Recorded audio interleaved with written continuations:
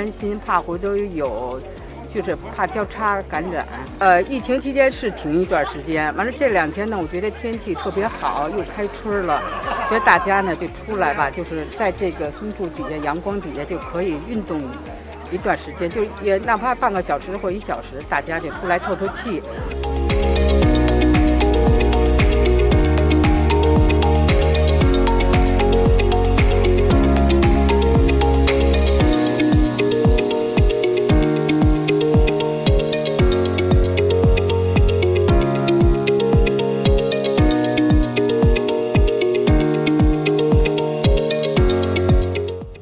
今天的话，就是因为在关得太久了嘛，然后就说已经可以出行了，而且呢，只要是就是说戴着口罩，因为我们所到的地方的话，一般很多地方有关卡，它都会量体温的，是吧？